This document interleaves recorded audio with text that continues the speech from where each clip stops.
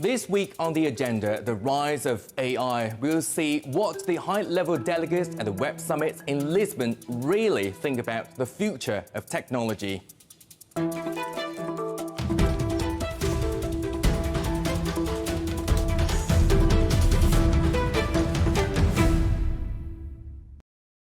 At the recent Web Summit in Lisbon, a record-breaking 72,000 attendees from over 150 countries gathered to discuss the future of technology.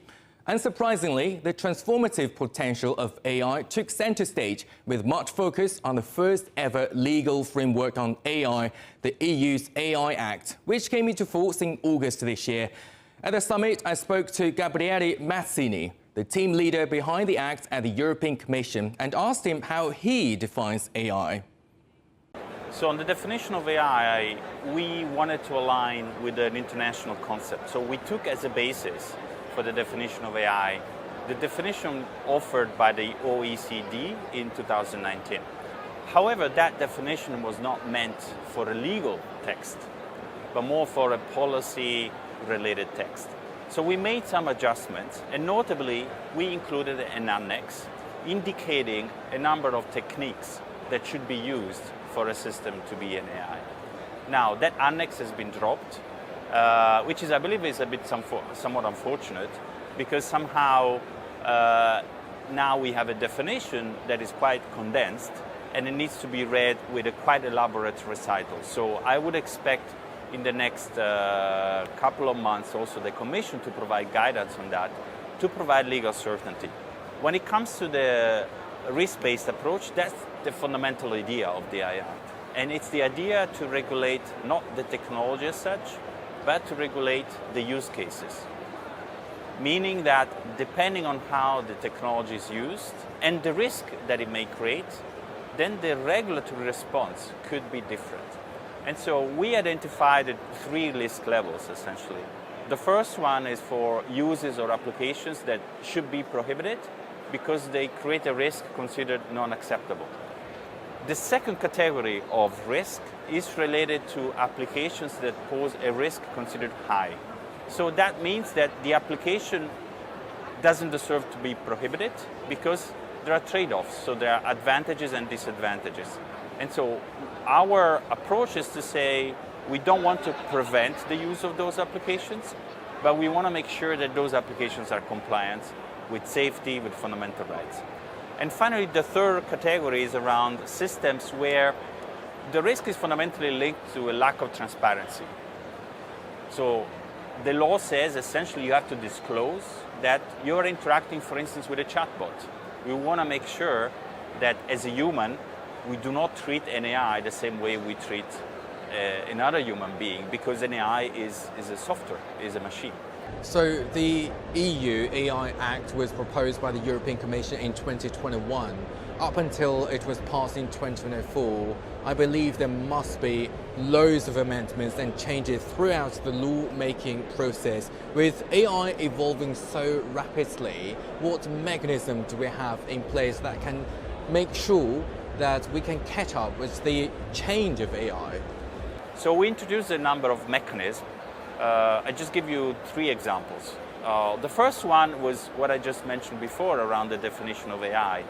The idea to link the definition to a number of techniques that could be updated over time. Another example would be the reference, for instance, to high-risk applications.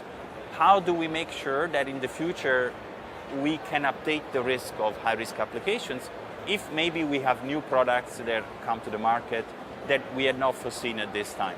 And so there is a possibility for the Commission to update via so-called delegated acts, which is a form of executive action, if you want, the list of high-risk use cases. So without going through the process of a new legislative procedure. And the third example I can give is the standardization. So the AI Act relies quite extensively on technical standards.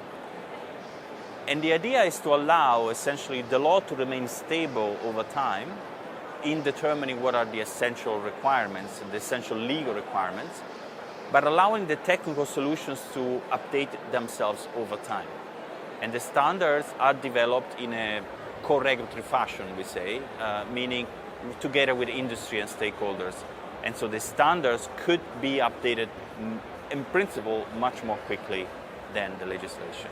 And this is the first act in the world. In what way do you think this can be a model for other countries? I think the risk-based approach is the idea I'm most attached to. I really believe that it's a good starting point to focus not on regulating the whole technology, but the use cases. Ultimately, these are technical choices that are heavily dependent on the legal system that each country has, as well as, in my view, on the overall social and economic conditions in which countries find themselves and what their overall objectives are, because countries are not overall the same, social conditions are not the same, cultural conditions are not the same, economic conditions are not the same. So I think as you deal with the regulation of AI that has so many pros and cons, opportunities and risks, I think it's really important to really put any legal framework in the context of its own jurisdiction.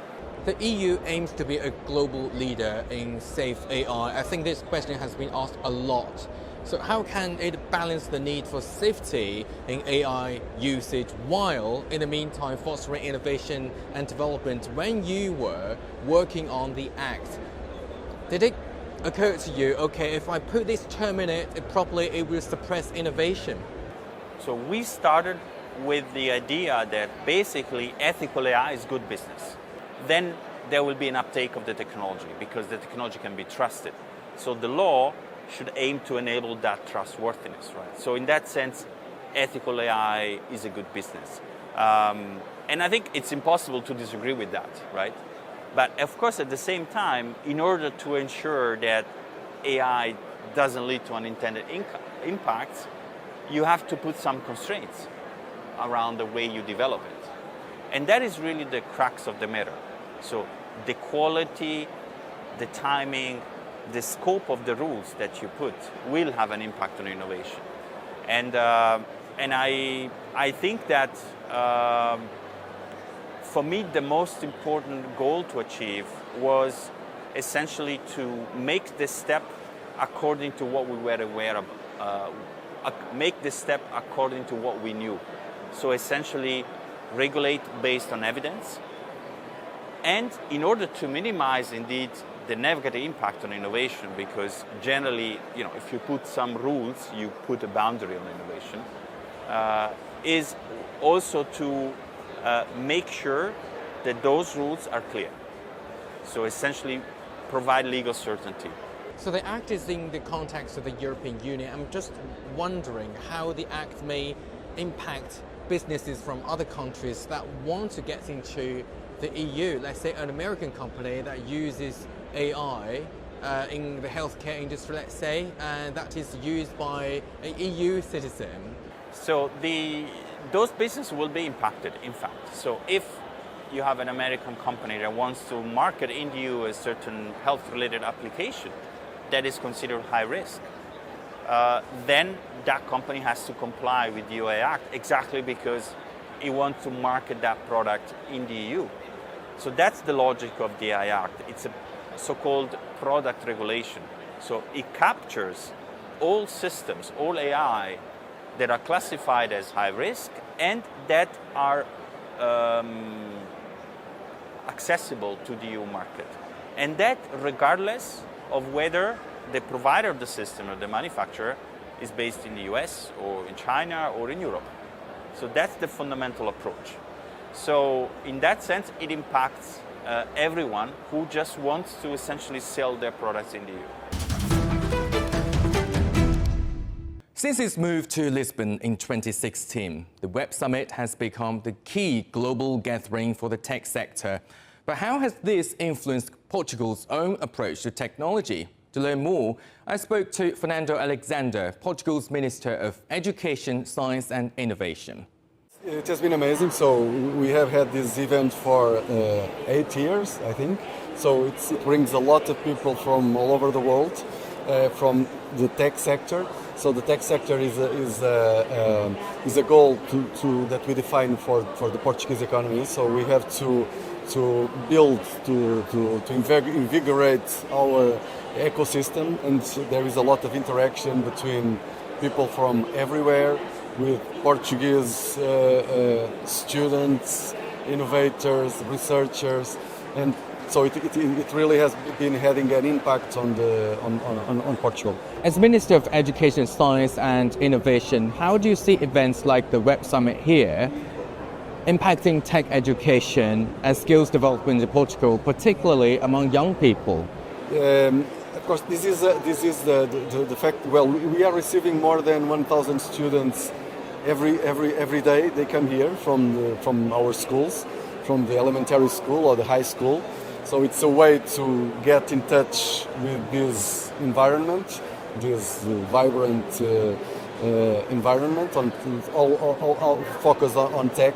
What we have in Portugal is an increase in the numbers and in the share of students that choose to go to STEM, so generally STEM, science, technology, engineering and mathematics subjects, and this has been increasing. So we have a higher percentage of these students that go to STEM than in OECD and in the European Union.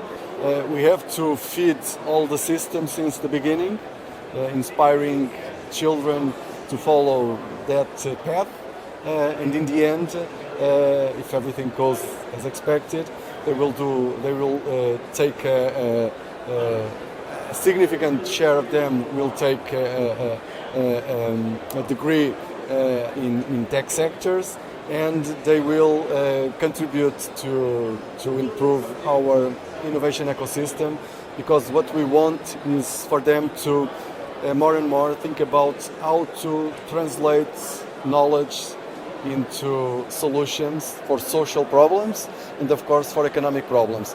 And when we do that, we improve our society and we make our economy more competitive.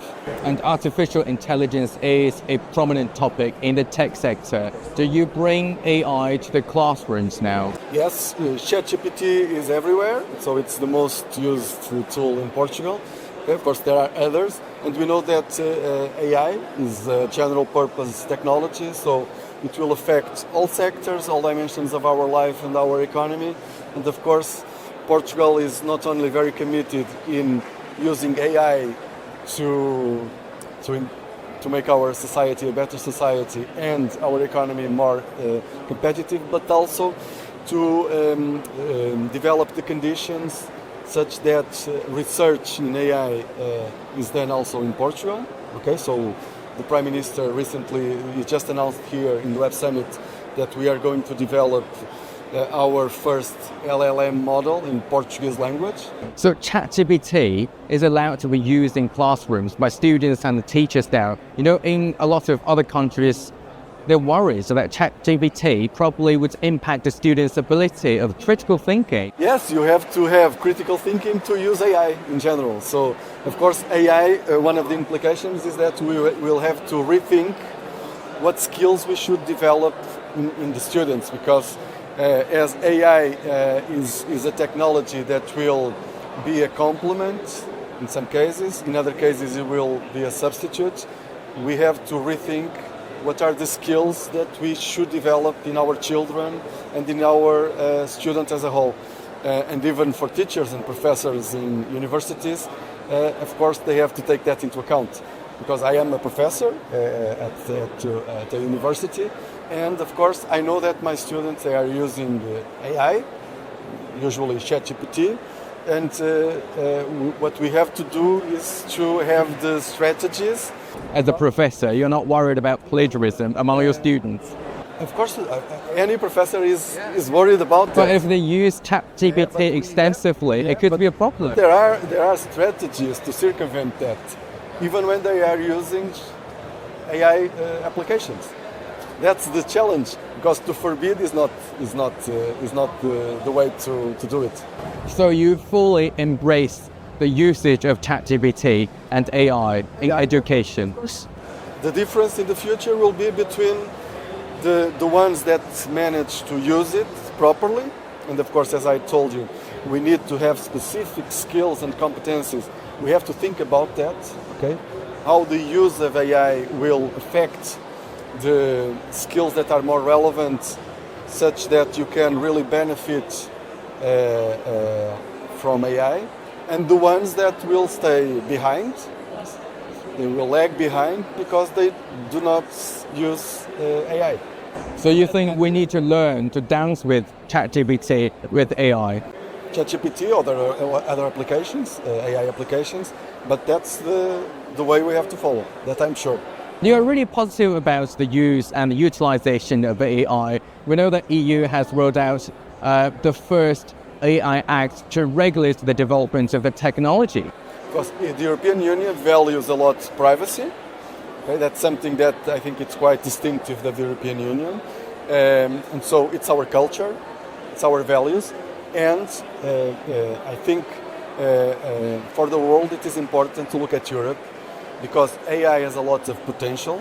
It can really be a tool to improve the working of our societies and the competitiveness of our economy, but we have to know how to use it, and there must be some rules about the way we use it, because AI is all about data, the use of data, and data comes from people, and so we have to have this balance between how to be a leading how to lead in AI development, but respecting the privacy of people, because data from people have been very important to develop AI.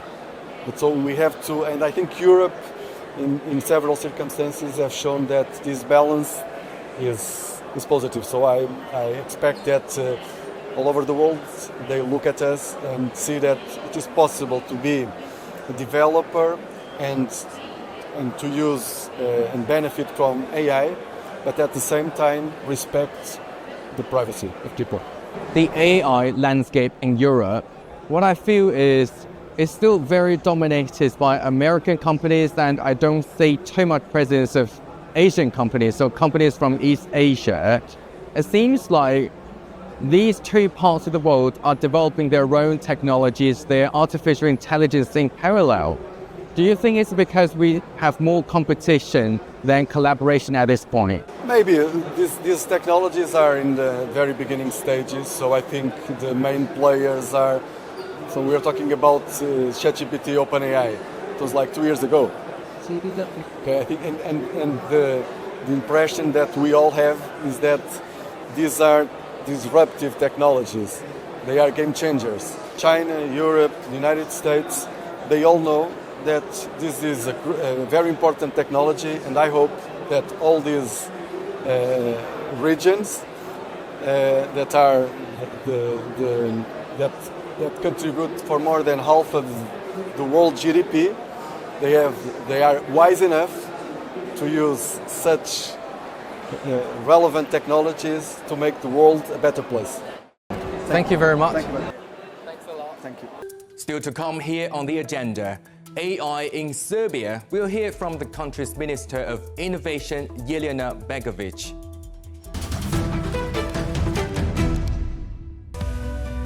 We are all connected. Across borders, across continents, connected by ideas, a shared humanity. Stay connected.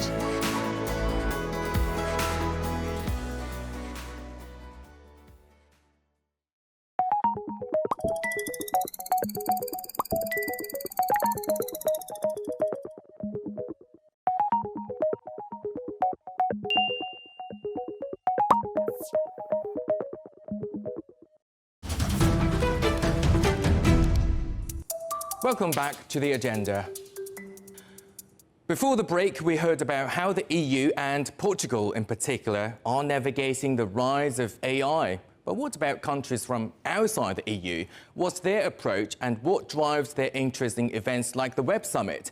To find out more, I sat down with Jelena Begović, Serbia's Minister of Science, Technological Development and Innovation. We are not a large country compared to China, so we now have around 800 startups, but these numbers are growing on annual level around 25-30%. And overall value of this ecosystem is around 1 billion euros. So our goal is now to build up and add the value to this ecosystem. Of course, that means that we have to do more on internalization of our ecosystem, of our startups. So in collaboration with the Chamber of Commerce of Serbia, we brought around 60 companies, most of them are startups, here at Web Summit. And I'm very proud, although small country, we're the third country by numbers of startups and people present here in Lisbon, in Portugal. So around 350 people came from Serbia to feel this energy and to be part of the summit. But our final goal is to connect them with more successful and more advanced startups that are present here in Web Summit, to make first connections with some financial, some funds or private financial investment funds, and to grow them in years that are ahead of us. So this is our goal. So they have to learn more in order to have bigger value. So you just want to test the waters this year. And we know artificial intelligence is a prominent focus at the Web Summit every year. And what is Serbia's approach to adopting AI responsibly? Actually, in 2019, we adopted the first strategy for the development of AI. So the government and we recognized the upcoming new technology, although it's been with us for past 20 years. Nevertheless, with the development of chips from NVIDIA and everything now, it's really accelerating and has a huge potential impact on our lives. So we recognize that, and we adopted first strategy for AI. Then we established the Artificial Intelligence Institute. We adopted some guidance for ethical and responsible usage and application of AI. We became GPAI members, and we will chair this organization next year. So this all of our activities indicate that we're taking seriously this technology.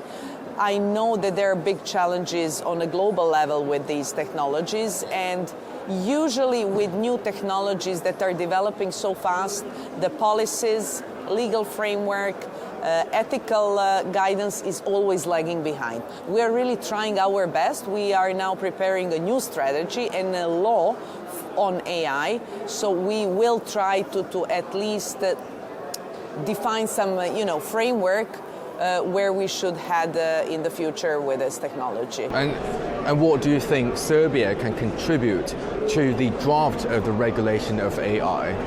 Well, actually, for instance, we introduced in 2017 coding and Python in our elementary schools.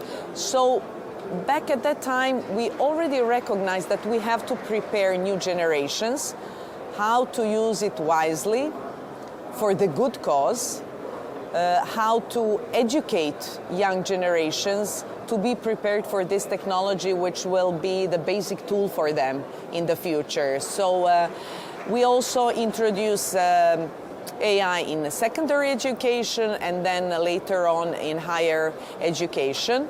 And now we will work more on education of a global population of Serbia.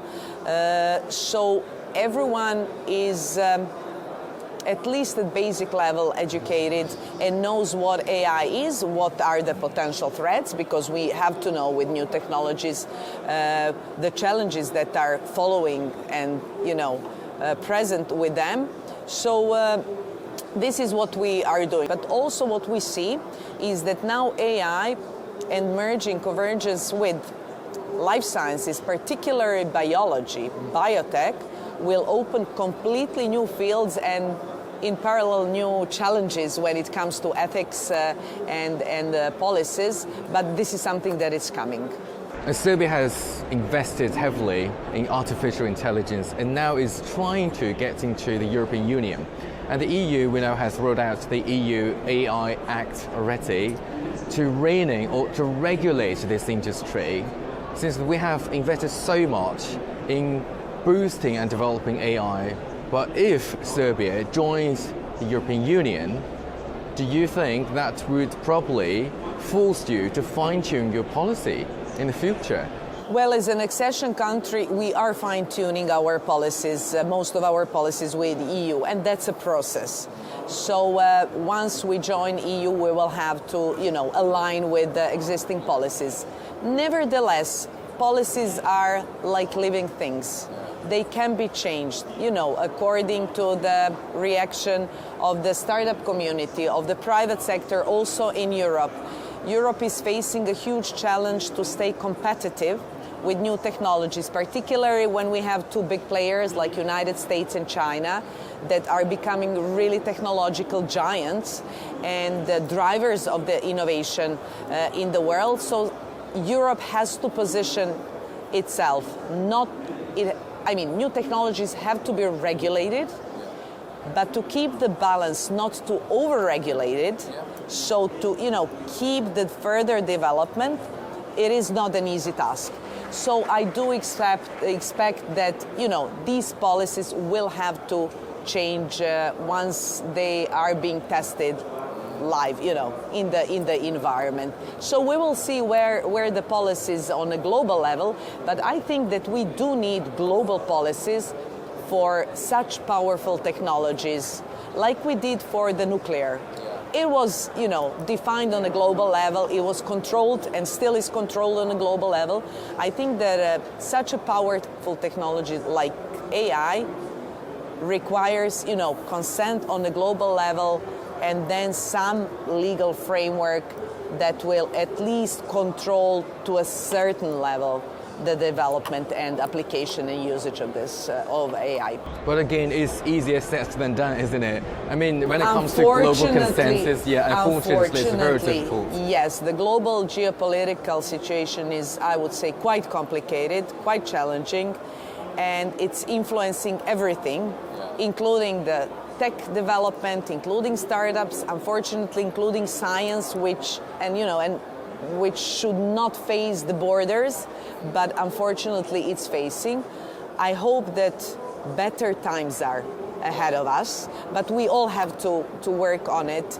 And one more time I want to emphasize, it is really important that we agree on a global level for such powerful technologies that are we are already seeing self-evolution of them. Yeah. So we have to be smarter. And in the meantime, because of this location of this country, do you think Serbia is now looking west or more to the east?